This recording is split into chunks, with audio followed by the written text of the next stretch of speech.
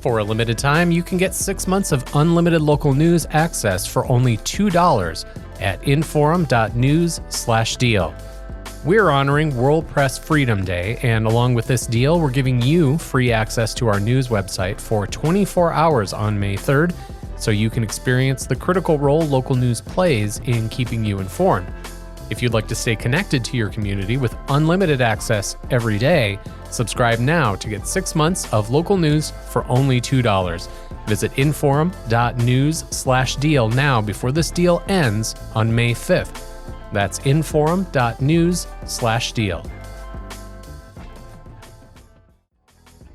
Love staying informed?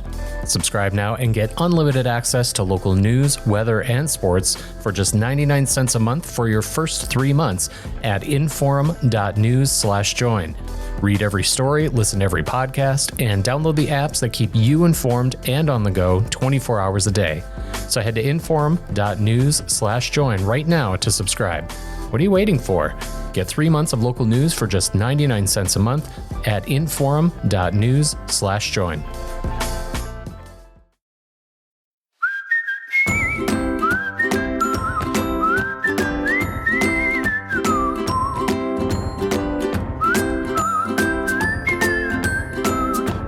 Welcome to Plain Talk, where you're going to have to listen to me sniffle and cough my way through this because I've got a wonderful spring cold. And when you talk for a living, it's not always very fun. But hey, we're going to talk about lots of stuff. There's so much happening in the legislative session. It's my keyboard is, I'm going to have to get new keys for it after this session. We by the way, I mean, Governor Burgum just, he signed one book ban into law, and although the bill he did sign was significantly improved through amendment, I think I wouldn't have signed it, but I think we can. Hold up. You gotta complete the thought. He signed one into law. And he did veto a very, very bad one. So that's a good thing. So anyway, we're gonna talk about that. But before we get there, we're gonna speak to our guest. Of course, Ben Hansen joining me as my co-host. And you can just tell I'm also a little bit on cold medicine right now. So that's just the way this show's going to go. Joining us is State Representative Shannon Roers Jones to talk about what has been, I think bitter is the right word, something of a bitter debate over a criminal justice bill, Senate Bill 2107, that has our Attorney General Drew Wrigley has been very interested in. I know there's many lawmakers that are passionate about it. It's a very convoluted situation, and I'll see if I can line it up. This bill was introduced by the Senate Judiciary Committee, and essentially it's gone through multiple iterations, but the core of the debate on it is over mandatory minimums. Now, I know there's a dispute. The Attorney General's office says there are not mandatory minimums in the bill anymore because they're presumptive minimums, and I know other critics say that's a distinction without a difference.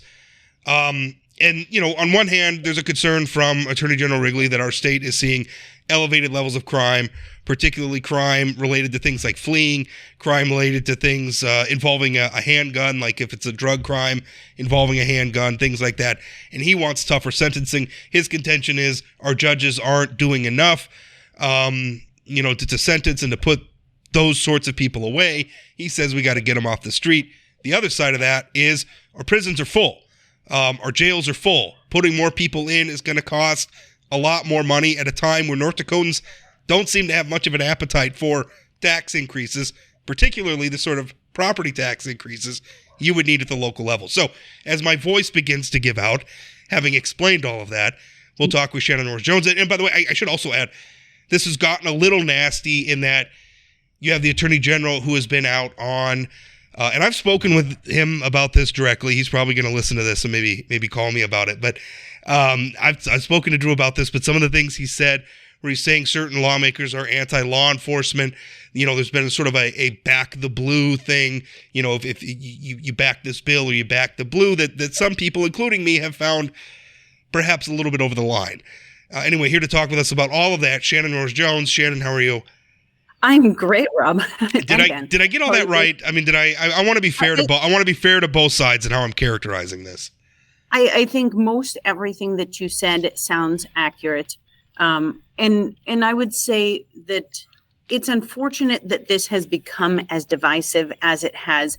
It didn't need to go that way. I think there was a desire by a lot of people who collaborated on the amendments that were either called the state's attorney's amendments, or they were also called the Satram amendments because he's the one who introduced them in the committee. There's a lot of desire amongst the people in that group, which is made up of several states attorneys, the States Attorneys Association, criminal defense attorneys, indigent defense attorneys, and then also DOCR. And I'm trying to think if there's other members in that group. In the, kind of the people who worked together on those amendments are just very frustrated by the lack of willingness to collaborate by the Attorney General. And I think that's why this has become so divisive unnecessarily. Because, you know, what we know in legislation is when we get all of the people in the room and hear the concerns and try and come up with a solution that addresses everybody's concerns, that's when we end up with the best product. And I think we could have gotten to what is the best product faster if the Attorney General was in the room with us. Representative Roers Jones, I wanted to jump into even more of how the sausage is made, but I'm hoping that I'm also setting the stage well for this. My understanding and my read on the situation is that the Attorney General, Drew Wrigley, has been wanting tougher sentencing, specifically on crimes involving those with crimes involving firearms, mandatory minimums being set out. My understanding of the chronology, this session, for our listeners to know, was that he put this in his department's budget. Each statewide elected official has a department with a budget that needs to be approved each session. He put in the budget, it was removed via the legislature, and that he sort of through Representative Larry Clemene of Bismarck, who's a longtime member of the legislature, was seeking to have these put back in. Now, he said up front at the beginning of session, this is what he wanted, and he stated his reasons why. I found it, as an observer, a bit unusual for you represent South Fargo and you're on the Judiciary Committee. You're also an attorney in your real life, as you might want, as some legislators refer. Representative Clemene presented the insertion of the mandatory minimum section to his department's budget bill after it left Judiciary and went to the Appropriations Committee. And for folks to know, there are 10 standing committees that do a variety of things. One of them is Judiciary that Representative Roers Jones is on. But after it's done, if it has a fiscal note, and any department does, goes to the Appropriations Committee. That's a lot inside baseball. But from my observation, I've never seen somebody, or I've not heard of somebody putting in a policy into appropriations. Is there an explicit rule against that? Were you against that? How'd you find that? Well, first, Ben, I need to back you up a little bit because it's not quite like you explained it. So the Attorney General has his budget, and that's separate, and that goes through appropriations, and that is all of the funding for operating the Attorney General's office. And then we have this bill. So that goes straight to appropriations, not to your committee. Correct. We don't deal with his budget in Judiciary at all. But then the Judiciary Committee, on behalf of the Attorney General, introduced this bill, 2107, which is a policy bill, but it has a fiscal impact. So because of the cost of incarcerating more people due to the mandatory minimums or presumptive minimums, the bill has been in both of those forms, but there is a cost to DOCR. And so DOCR, the Department of Corrections and Rehabilitation, prepares an estimate of what they believe the cost would be. That gets attached to the bill. And if the policy passes out of the policy committee with a due pass recommendation, then it goes to appropriations for their consideration. Typically, when it goes to appropriations for their consideration of whether or not they would recommend this pass, whether it needs to be included in a budget, that discussion is limited to the cost of the bill, limited to the appropriation that would be required. And not that it never happens that appropriation would make policy changes, but what happened in this situation was quite out of the norm. When the bill was heard in the Judiciary Committee, there was 2 sets of amendments that were presented and considered. One set of amendments was presented by the Attorney General. The second set of amendments was presented by this group of attorneys that worked on it, and it was called both the state's attorney's amendments or the Satrom amendments, because Representative Satrom was the one who introduced it. Trying to be brief about this because it does get really into the weeds. But it's not easy to explain. I'm glad you're doing it, because people need to know, and there's no way of doing it without being nuanced, having multiple layers. Sorry to interrupt you. Please continue. Yeah. No. So the challenge with this is, I think the committee really did want to give deference to the Attorney General and consider his amendments, but I think they found the state's attorney's amendments to be the ones that had the better policy. So right away, when the committee discussion opened after hearing about these 2 sets of amendments, the vice chair moved the Attorney General's amendments. There was very brief discussion about them, and we had a vote, and we adopted the Attorney General's amendments. Everyone voted for that except for me, because my concern was the state's attorney's amendments were not drafted in a hoghouse form. Hoghouse form means that it replaces everything in the bill with new language. It says you change everything in the bill to this. And so when the vote was done, I said, Mr. Chairman, I opposed the Attorney General's amendments because I believe the committee prefers the state's attorney's amendments, and the state's attorney's amendments are not a hoghouse, so we can't put them on top of the Attorney General's amendments without causing a lot of confusion, because the sections won't line up. And then as I'm sitting in the room looking around, the light bulbs go on and people realize we can't amend those on top of what we've just done. So immediately, one of the committee members moves to reconsider our action. We quickly remove the Attorney General's amendments, and then we put the state's attorney's amendments on. And I think that's where the very frustration, the high level of frustration on the Attorney General's part came from, because, especially towards me, because I think he felt like I had somehow sabotaged his amendments. But I know from discussions prior to that the members of the committee wanted the state's attorney's amendments, and I don't think they understood the implications of putting the Attorney General's amendments on first. So, long story long, what happens here is then the bill goes to the floor. On the 6th order, we approve the amendments. We approve the state's attorney's amendments with no debate. No one objected to that on the House floor. And then it gets referred to appropriations, where the chairman of the committee comes in front of appropriations and offers the Attorney General's amendments as a friendly amendment, when those were the amendments that were defeated in committee by a 9-4 vote. And that's where this really starts to get out of hand, I think. Well, that's Representative Clemane. He's the chairman of the House Judiciary Committee, and really kind of undermines his own committee, taking amendments that they didn't pass and trying to put them in the bill in appropriations, which, again, as you said, generally appropriations deals with the money part of it. They're not, if there's going to be a debate over the policy aspects of it, that needs to happen in the policy committee, whether it's judiciary or what have you. And then that's accurate. And then the other thing is, when this came, because obviously the House ultimately passes this bill, it has to go into conference committee with the Senate, because that's what happens when the bill's passed. Different versions of the bills pass the House and the Senate. They've got to be reconciled. That's what the conference committee does. And by parliamentary procedure, the conference committee is supposed to have at least 2 members from the majority side of the debate. Now, usually that's the majority side of the committee, vote. The majority on the issue. But sometimes it's also, the majority vote on the issue when it passed the House. So, but that didn't happen with this. All 3 members of the committee were on the minority position of the bill, or at least in committee. And so it's kind of seemed like the deck got stacked, and then the conference committee puts the Clemane's amendments in the bill, and then it comes back to the floor. And that's where we saw some fireworks on the House floor.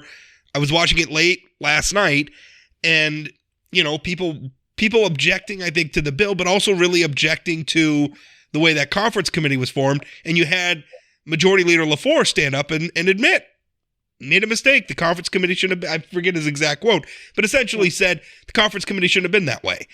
So, I mean, it was nice to see that they corrected it, but it shouldn't have gotten to that point. I think Summary, Shannon, were there shenanigans? I don't want to say shenanigans. That says, that I believe that someone's intent was nefarious. And I'm not going to say it was nefarious. I'm going to say this. I think that there were opportunities to do things differently. I think there was opportunities to do things better. And those opportunities were missed. It's one of those things where the Appropriations Committee got it right by not putting the policy amendments on in appropriations. When this came to the floor, we passed out the Senate version. The conference committee should have been made up of 2 members from the majority on the issue and 1 member from the minority on the issue. And then we may still have ended up with the Attorney General's amendments because most of the members from the Senate wanted that version. We may have, I'll say, lost fair and square, and I think people would have been much happier. Now, I appreciate what the leader did on the floor yesterday by trying to say we need to go back and start this process over, but now we have new frustration on behalf of the members who were wanting to speak in favor of the conference committee report. Members like Representative Pat Heinert, who's former law enforcement, who had his button on so that he could have an opportunity to speak, as did several others. When the leader got up, I think he was trying to do the right thing, but didn't recognize that then he was cutting off the opportunity for those people who wanted to speak, which creates a new level of frustration. You could really hear Representative Heinert's frustration when he was speaking on the floor. I mean, obviously he was respectful, but I mean, you could tell the guy was frustrated.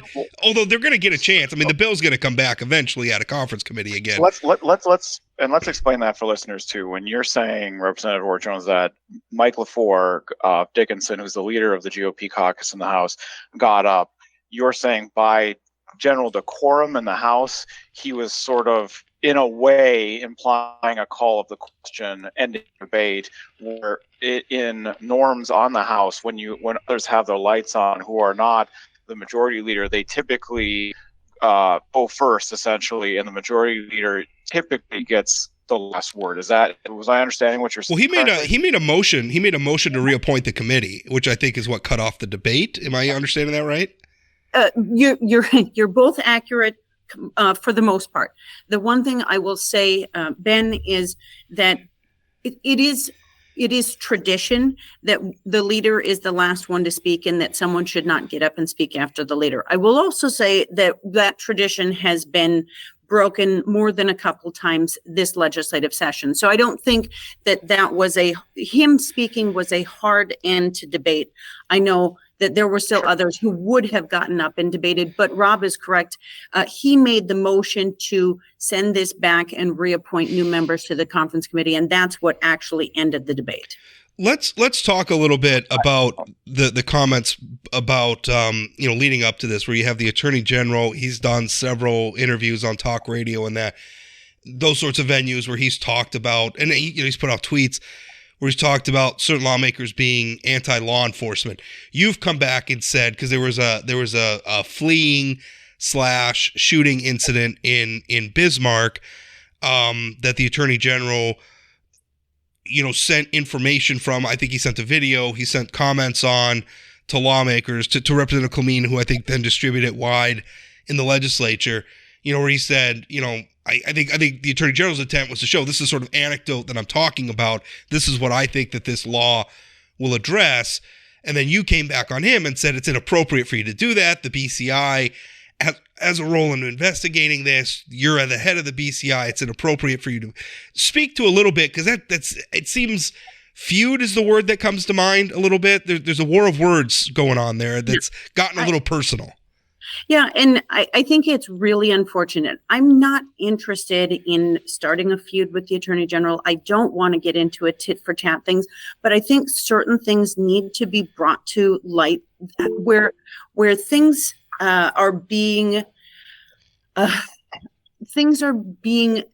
handled differently. In this case, in this situation, where they have than they have been in other officer-involved shootings, these sorts of situations in the past.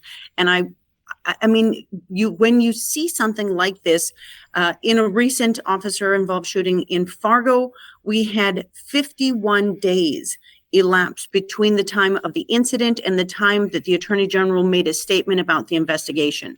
In this situation, I don't know that we had 51 hours elapse between the time of the incident and the Attorney General's email to legislators that said Bismarck police were forced to act. And that's not exactly the words, but it was more or less. I don't have the email in front of me, but he said Bismarck police were forced to, to shoot at this suspect. And that's the part that I believe is inappropriate. Now, the Attorney General did say that his office has decided not to investigate that. And I think that's really splitting hairs and being duplicitous. I didn't say that very well in my tongue tied, but because his office, the office of the Attorney General, may not get involved in the investigation, but he also oversees the BCI, which is involved in the investigation. So that's where I think it's being a little disingenuous. I don't think he's doing this with nefarious intent, but I do think that it's a little bit misleading and it's bad policy. Well, and I wanted to follow up on that bad policy piece, because in Rob's article on this, he quotes the Attorney General as saying, unlike an attorney who has spent their entire career working in the civil side of the law, I have spent a career working in criminal law, making assessments about facts as they transpire. Now, I'll go ahead and give my unasked for 2 cents really quickly on that. Representative Roers Jones, you're an attorney, as was he. I am not, but you are on the Judiciary Committee. Frankly, someone who's paying attention and who's on either the Judiciary Committee and has been for multiple sessions, or even someone who is in proximity to the law would understand where the complaints that you are making made. I thought that was an entirely unfair swipe. I don't really understand why he gets so personal, but that's me, and maybe he finds it creates the effective end result in the legislature, and that's why he does it. But I wanted to give you a chance to respond kind of, I guess, on the record to that kind of commentary when you're in the middle of a legislative process. That's the part, Ben, that has been the most frustrating about this whole process. Now, I will, just to go back, 2107 is not my bill. I didn't have a strong invested interest in it passing or failing. But when we start to see how the process has not been handled well, that's when I start to say, I need to get involved and I need to shepherd this, or, whatever the case may be. It started out, the first personal attack that I heard about from the Attorney General was the statements that he made on a Fargo radio program after. You could say the Jay Thomas show. We're okay. Sure. All right. Whatever you. He said it on the Jay Thomas show right after we did not put his amendments on in House Judiciary. We put the state's attorney's amendments on instead. And I know it's on Jay's show. Okay. So he said that that we were not pro-law enforcement, or that I don't remember those words, if it was not pro-law enforcement or that we were anti-law enforcement, we weren't backing the blue. He said the committee didn't know what we were doing. And he also said that we should be called to explain ourselves. And that's wholly unnecessary and inappropriate. But then this other comment about the fact that I'm merely a civil lawyer, and I have never professed to be an expert in criminal law. But what I do is I reach out to people on both the prosecution side and the criminal defense side. I talk to people on the correction side. I'm trying to gather all of the information to understand the issue, to make good policy. And that's where I think with the statement that I made about the appropriateness of his action, I fact-checked that statement with both prosecutors and criminal defense attorneys to see if what I was saying was accurate. And so I don't need to be a criminal defense attorney or a prosecutor to understand that what he's saying impacts the investigation, and it's inappropriate for him to state at that point in the investigation. Well, it's kind of a I always, because this sort of technocratic argument comes up where it's like, you're not a soldier, so you can't have a view on war policy. You're not a cop, so you can't have a view on police policy. We live in a democracy. The law belongs to all of us. We all have the right to participate. I think it's incumbent upon all of us to try to listen to people with experience, obviously, and to try to learn and to try to understand. But this idea that, I struggle with that a little bit. And the other thing too, I told this to the Attorney General directly. I think we have a problem with law enforcement having a very us versus them attitude in the first place. Where I see cops, it's sometimes the way I hear them talk, it's like they're patrolling Fallujah and not Fargo. I think that sort of militant us versus them attitude has been corrosive in law enforcement. And I don't think it's fair to say, as we're debating criminal justice policy, to pit cops versus everybody else. I don't like that. I don't think it's helpful. I don't think it's been healthy for our society. I understand what is motivating the Attorney General, and I think it's very noble what he's trying to do, even if we disagree on whether or not this policy would achieve it. I just didn't think talking that way was appropriate. Shannon, we have a few minutes left, and I wanted to talk to you about some of the end of session stuff. Although Ben's raising his finger. Ben, you're raising your hand. What would you like? I'm getting called on here. Representative Roers Jones, I did want to ask you something. I am not an attorney, so maybe I just don't understand, but you have referenced, and I have heard reference to presumptive mandatory minimums. Now, I've heard of mandatory minimums. They are, frankly, in my opinion, taking sentencing away from the judgment of a judge, their job, and forcing them into at least sentencing a certain number of years. I do not know what a presumptive mandatory minimum is. Can you enlighten us on that? And where that's been in the legislative session? Yeah. So just quick recap, going back to the process. When the Attorney General's bill originally was introduced in the Senate, that was before it came over to us in the House. It had mandatory minimum sentences for certain things: fleeing, assaulting a police officer, yes, some of those crimes. Mm-hmm. The Senate said, no way, we're not passing mandatory minimum sentences. They sent the bill out actually with a do not pass recommendation. Then the Attorney General spoke to one of the caucuses, and they brought it back, and he amended it to presumptive minimum sentences.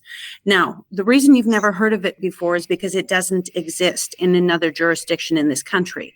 It's a new term made up, whole cloth by the Attorney General's office. Now, we do have presumptive probation, which means if you commit these crimes, we are going to presume that probation is the best sentence for you unless there's other factors that show otherwise. And then the court has to say, we sent him to jail because of these other considerations. The problem is when you put presumptive probation, when you put presumptive minimum sentences in the statute, the courts don't deviate from them. The deviation from presumptive minimum sentence, I don't have this in front of me, but I believe what I have sent to me was the last time courts deviated from presumptive sentencing was 2017. So in essence, what is happening here is you are putting mandatory minimum sentences in statute without calling them mandatory minimum sentences. Do you think the public, and not to be condescending, but it's a good faith question, do you think the legislature understands that distinction, presumptive mandatory minimums, if passed, would make North Dakota the first state to ever pass them? And I ask that because my memory was I'm not personally against North Dakota being the first state to do blank legislative policy, but I know there was a lot of hesitance towards us being the first state to doing much of anything. Is there that consensus understanding that that's what the Attorney General is asking for here? I would say no. I think I can pretty confidently say that when, if you were to ask the legislators who are aware of the bill and the presumptive sentences, whether or not that's, we would be the first one to do that, I would say no, that would not be accurate. Seems like a very big deal and needs to be written up more. If only we knew a columnist who had a regular column about the legislature. I'm doing as best I can. I'm writing like 4 columns. Oh my God, Rob Port, you're here. I'm writing like 4 columns a day right now. All right, cut me some slack. I'm doing the Rob's best I not can. just sick. He's sick of this session. I am sick. Speaking of, should we just throw that out there? How do you feel about this session? I think everybody knows how I feel about it. I feel like we've wasted a lot of time on very stupid issues.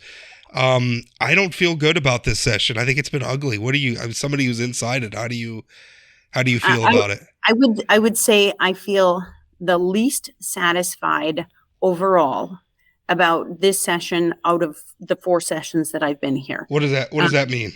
Well, I'm going to tell you. Give me a second. Let me get to it. My bills that I've been ask you right now.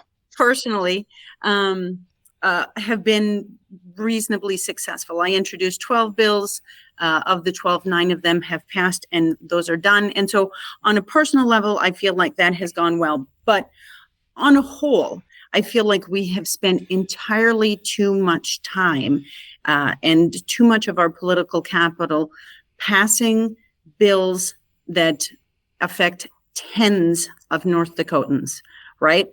We're passing legislation that impacts positively or negatively such a small portion of the citizens of the state of North Dakota that we are not focusing our efforts on things that impact the entirety of the state. That's where I think that this, whether you believe, in the content that's in certain books. Now, I know we had one of the book bills was vetoed. You started talking about that this morning.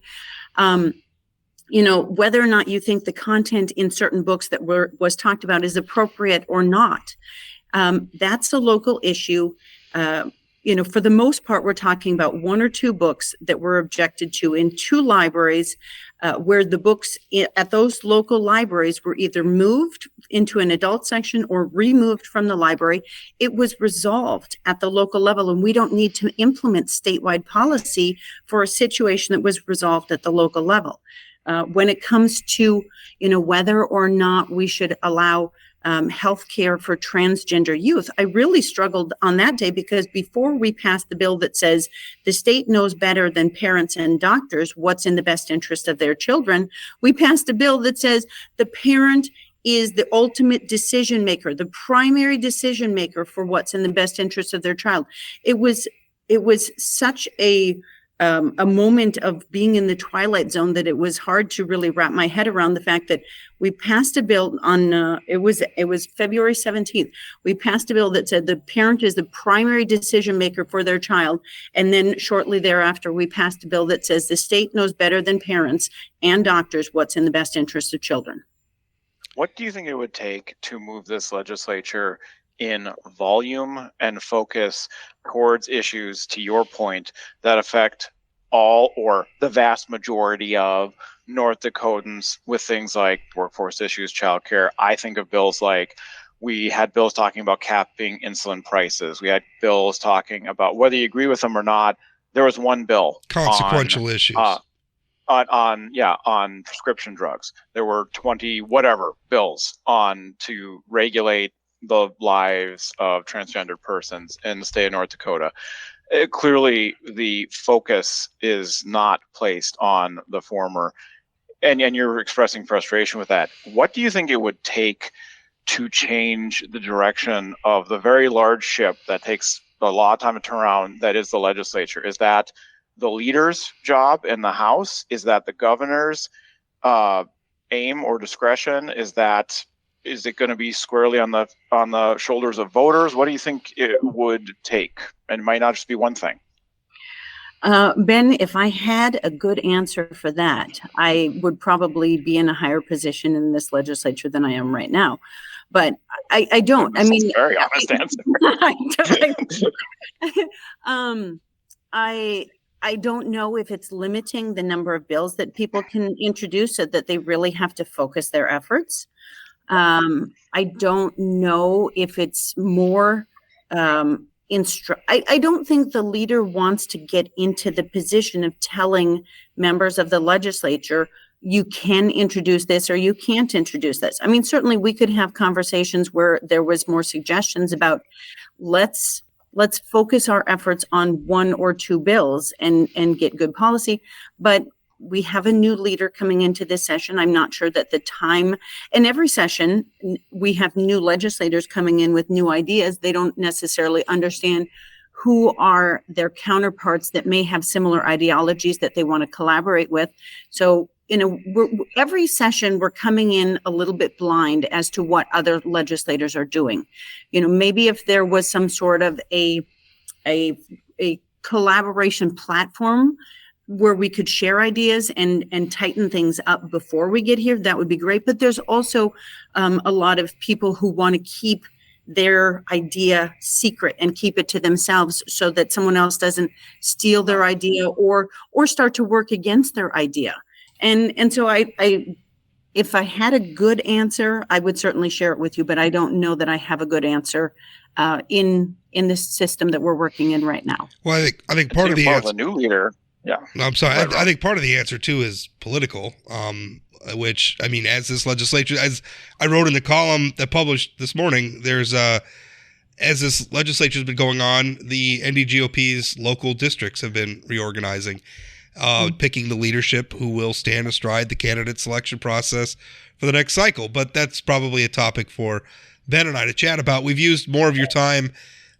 We've been very greedy with your time, Representative Roers Jones, but I appreciate you coming on and making time for us to talk about this stuff. Well, it's no problem at all. I'm happy to talk to you guys and enjoy the conversation. One thing that that popped into my mind as you were saying your thoughts, one thing that might be helpful would be to have a system of identifying legislation that is organic to North Dakota and identifying legislation that is templated from other organizations or other states. I think that would help us have a better understanding of what is what is being generated in North Dakota to solve a North Dakota problem. I know what you're talking, like emulate, looking at what other states. To a constituent outreach or business association outreach, something that's coming from the state of North Dakota, like childcare demands.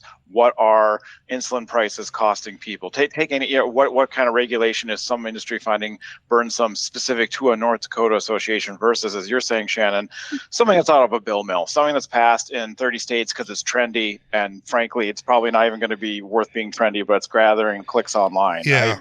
I think that distinction is more apt because, I mean, sometimes it's okay to emulate what other states have done. They face the same problems we do. Sometimes you absolutely have to. Right. I mean, so sometimes it's like, well, I don't know, Arkansas did this and it's working pretty well for them. Maybe that's what we could do here. That's not the problem. I think the problem is when like a national group finds a lawmaker to introduce a bill and then all the emails are coming like templated from the national group's membership and you're getting a bunch of emails from all over the country.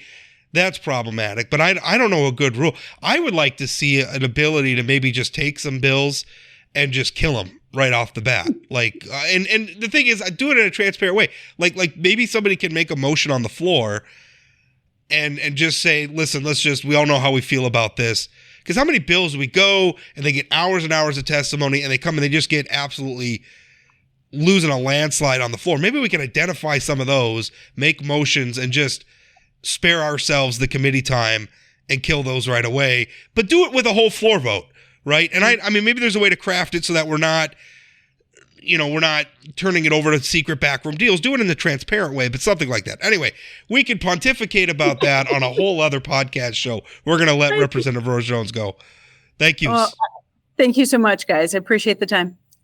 Hi there, my name is James Wallner. I produce and host the podcast Dakota Spotlight, a true crime podcast that tackles historical and unsolved crimes in the upper Midwest. Follow along with me as we search for a missing girl, attempt to solve a 45-year-old murder, and much, much more. That's Dakota Spotlight Podcast, anywhere you get your podcasts, or at inforum.com/podcasts. Just wrapped up our interview with State Representative Shannon Roers Jones, and Ben, I really thought that there were two sides of that. I mean, one is the policy debate itself. Do you agree with them or not? And I find myself I don't like mandatory minimums. I don't think presumptive mandatory minimums is enough of a distinction. I don't think that's the right solution. Too. You know, I think more people need to know about these presumptive mandatory minimums. I kind of made a joke about it, but I did really mean that on a level too. When North Dakota is not precedented for doing something with legislative policy, this is major legislative policy change, whether you're for it or against it. Yeah. We need to be made aware. The public needs to be made aware. Legislators do. Representative Roers Jones answered directly, said he didn't know if even legislators quite understood that. And very frankly, when bills, ideas, appropriations of a certain sort, or new regulations were brought in that hadn't been introduced to North Dakota before and were found out to not have been introduced in any other states, that would be really a note for legislation. Now, maybe you agree with that philosophy, maybe you don't, but it needs to at least be known that can be factored in. I know I'm getting kind of, it might think I'm getting kind of wrapped around the axle about one aspect of it, but when it's something this important to the criminal justice system that's going to be embedded in it, I think that's well worth thinking out. Well, I agree. But the other thing is I think our legislature and our executive branch, in this instance, as represented by the Attorney General, they got to collaborate better than this. And I don't know, you know, it just seems like a resistance to working together to try to iron out differences. And sometimes you can't iron them out, and sometimes a bill's just going to pass or it's going to fail and people are going to lose. But I really feel like the collaboration, this kind of spilled over into an ugly spat before the public, and it just didn't need to. All right. The other thing to talk about is the Governor Burgum. That's on the Attorney General. He's the one offering those quotes. Sorry, go ahead. Yeah. The other thing to talk about is, you know, we've talked a lot about how this legislature has been very focused on culture war, you know, to the point where it's just absorbing an enormous amount of time and resources down there. The legislature's had to, I mean, honestly, if the legislature, what legislative day is today? Is it 67? All right. Maybe we're not quite to the point where they would have almost used up their entire 80 days if they had actually gavelled in every day that they worked. I don't know that we're quite there, but we're close to it. Just an enormous amount of time that they spent. Probably the most emblematic of those quote-unquote culture war bills would be the book ban bills.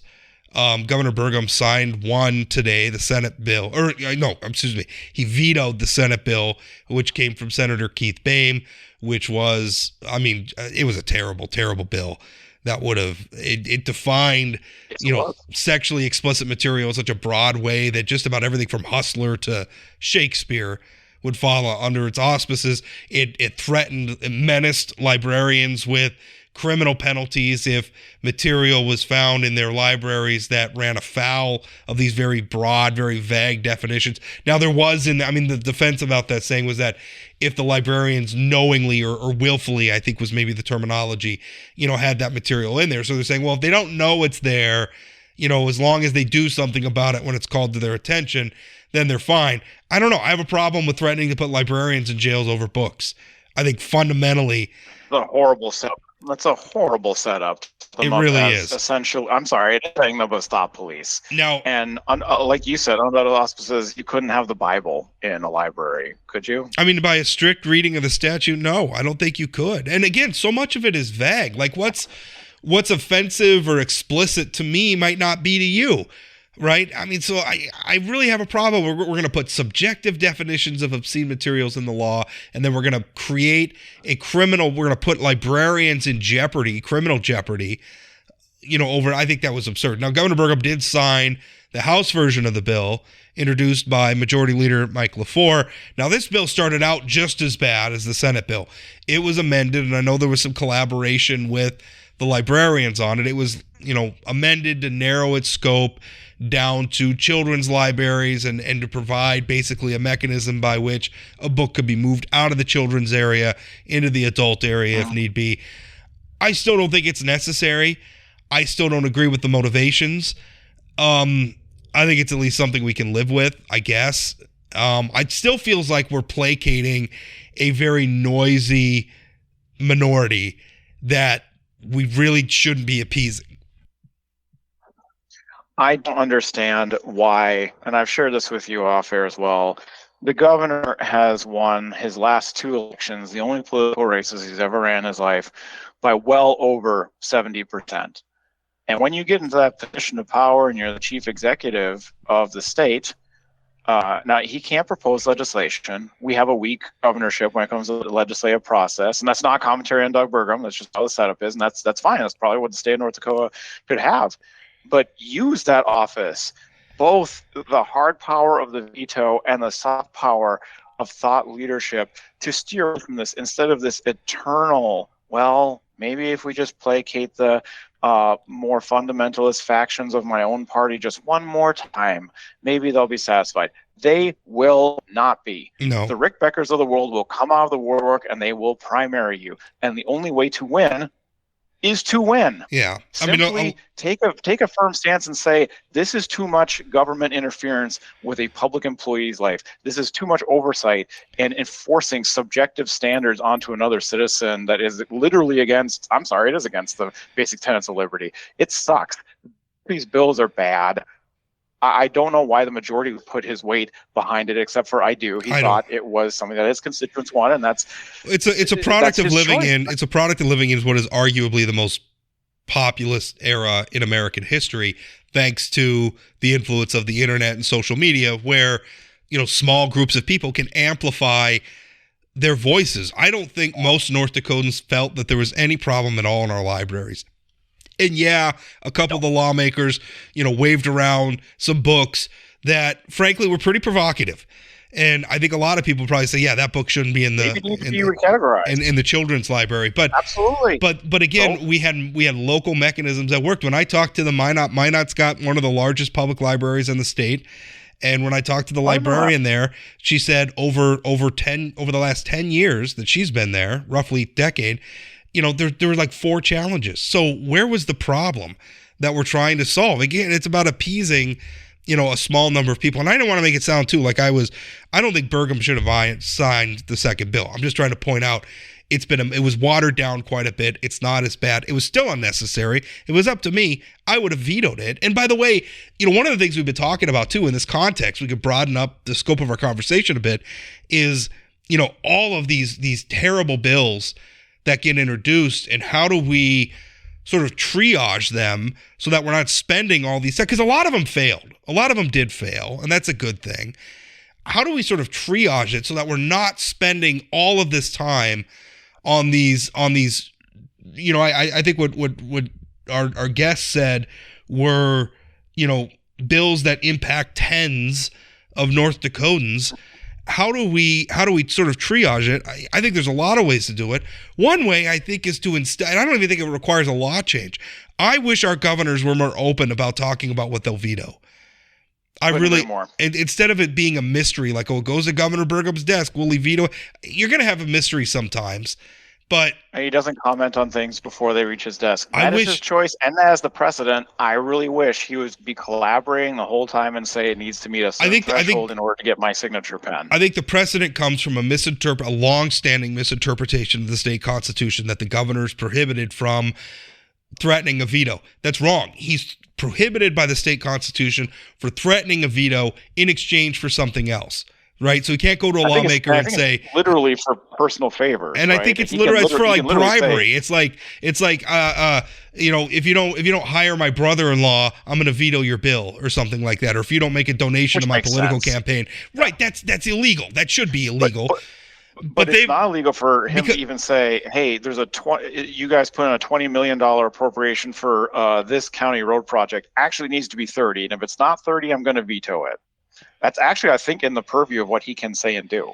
I think it is. I think it's in his purview to say, I don't think we need this bill. I'm going to veto it. And as long as he's not asking for something else in exchange for him changing his veto vote, I think he's fine. And I think the governor ought to talk about it. He is a part, and I know some people might shudder to hear this, but like it or not, the executive, the governor, is a part of the legislative process. His signature is required by the Constitution on these bills. And then obviously the legislature can override him with a supermajority vote, but he's a part of the process. So be a part of the whole process, right? I would say, let's take a step back and think about from a citizen's perspective. When you're looking to try to understand what your own state government is doing, the governor being more vocal, using that bully pulpit and explaining where he's at in the legislative process. Yes, it'll be his perspective and his prerogative. But you can still inform. It could still he was elected by the people of North Dakota. Right. That's bringing more people along. That's informing them. That's empowering them with more knowledge of what's happening, whether you oppose it or not. That's keeping a more involved electorate versus what we have now, which tends to be a bit of a veil on the process, whether that's intended or not. And that's what, but it feeds into that narrative. Oh, all you politicians are behind the scenes in a smoke-filled room. That's not necessarily the case, but it feeds that narrative, and it makes people more disconnected to their state government. Just put your cards on the table. I don't like that bill. If it reaches my desk, I'll veto it. There's nothing wrong with that. I wish the governor would do that more. The other thing I would like to see is if there was a mechanism by which the legislature could just acknowledge, because how many bills, it's just a dumb bill, but it gets referred to a committee, the committee holds a hearing, maybe a bunch of people testify on it, maybe nobody testifies on it, but it takes up time, and then it comes to the floor, and it loses. Maybe the bill sponsor votes for it, maybe nobody votes for it. I think a lot of times those bills could be identified early on. I'd like to see it allowed where somebody could just make a motion on the floor and say, let's call the question on this bill. Let's not even send it to committee. Let's just vote on it now. And then if enough people say no, let's put it through the committee process, then it could still go through. But let people hold, because I think there would be a bunch of bills. Before the bill ever goes to committee, I think you just look at it and say, no, let's call the question on it now and kill it. And have it be a vote of the whole chamber. I'm so worried about what that could do if you truncate. But I understand I completely understand the need you're addressing, and North Dakota is a lot different than most states.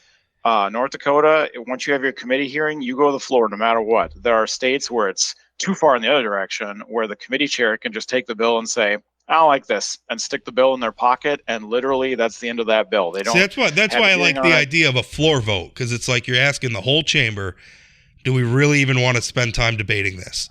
But if the chamber's voting on everything, then in theory they're voting.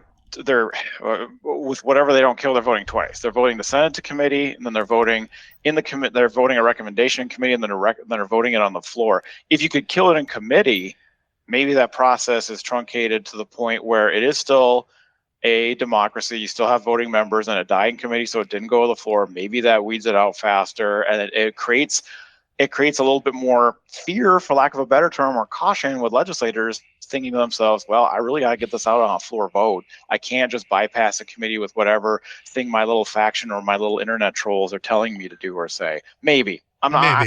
I don't know if that's a solution either, but I mean, maybe you allow committees every 4 sessions. We're going to need something to truncate this process. Well, and maybe I think we're going to need to empower the full body to be able to triage some of these bills, and maybe it's also like if a committee kills a bill, like maybe the do not pass recommendation for the committee, maybe that kills it. But then maybe allow if somebody moves and they get a supermajority vote of the full chamber, they can override the committee, maybe. I mean, there's way to put in some checks and balances that I think would shorten things up, while not turning everything over to powerful committee chairs, where the full chamber, if there's enough people behind it, the full chamber can still, override. I don't know. I'm agree spitballing. There needs to be change, and I hope that urgency is felt by legislators who are. I'd assume they're going to walk away from this hearing some not very positive things from their constituents back home. For some of them, I don't know if it matters because they care more about what their Twitter followers are saying. But I still don't know if that's the majority. I don't know. And some of these problems I think aren't going to be fixed until the voters just want something better. Tucker Carlson got canned this last week. And while that's great, I mean, Tucker Carlson was a monster. And I say that not even before we even get into and talk about the actual views that he espoused, many of which were odious, but even before you get there, the man was playing a character on television, right? I mean, he didn't believe a lot of the things he said. I think that in and of itself was disgusting, but I don't know that whoever Fox chooses to replace him in that primetime spot, it's going to be all that different because Fox is clearly about chasing their audience. And as long as they can take that literally dying new model of cable news. So a lot of this, as I'm always fond of saying, it's a bottom-up problem, not necessarily a top-down problem. If the people want their legislature spending hours and hours and hours debating book ban bills, debating pronoun ban bills, promoting bills. I mean, there was a people, if you really want to be depressed, and I shouldn't say depressed because the House killed it by a pretty strong majority, but watch the House debate last night, April 25th. It was the last bill of the House's evening session, debated at like 9:00 at night, where they're talking about an education bill and it supposedly is about asserting parental rights, but really it was about, we don't trust teachers and we're going to let the public sue teachers if they mention something to my kids that I don't like. I mean, we're going to be in a situation where if you want to show art students a picture of Michelangelo's David statue, you're going to have to get permission slips. If you want to teach students in a world history class about World War II, you're going to have to get permission slips before talking about the Holocaust. Teachers were going to have to submit their lessons plans ahead of time to get, I mean, I don't know why. Maybe we should have we could call it a jobs program too. We could just hire political officers to station in all the classrooms to make sure that teachers aren't saying something that's not approved by the state. It was absolutely absurd, but thankfully the House killed it. But in order for the House to kill it at this point, it had to pass in the Senate. I mean, how depressing is that bill got even that close to passing?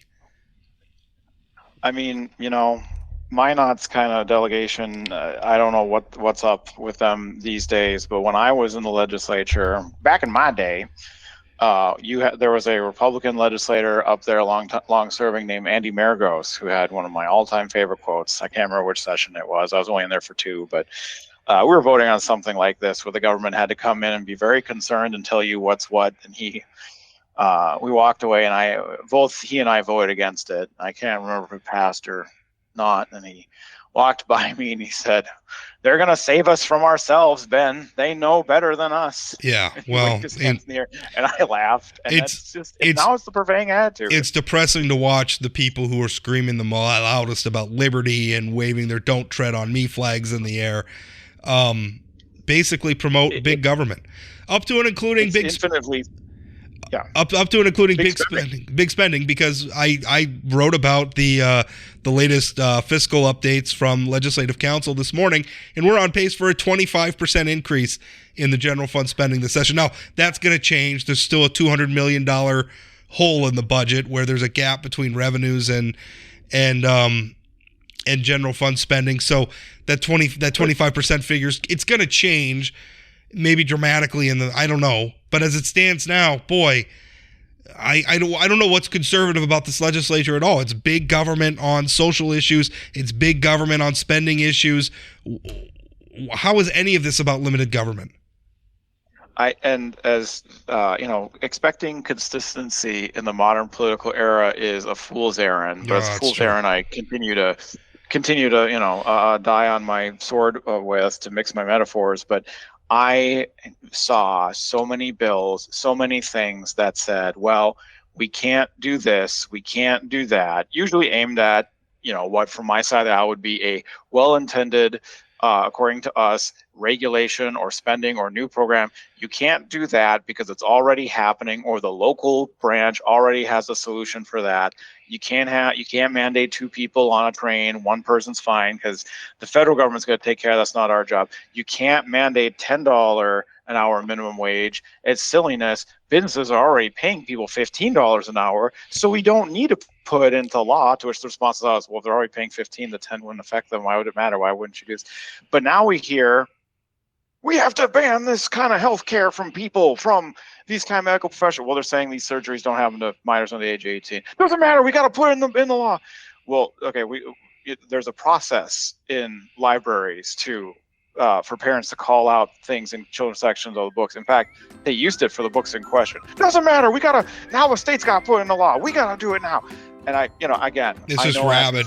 It's rabid. It's just it's spitting in the wind, but it's it's tough to watch. But on that depressing note, we're going to be done with the show. So thanks for listening, and we'll talk again.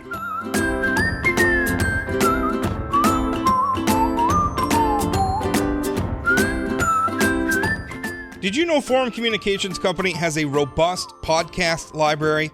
at inforum.com/podcasts. We have everything from politics, sports, true crime, outdoor adventure, and more. Visit inforum.com/podcasts and explore them all today.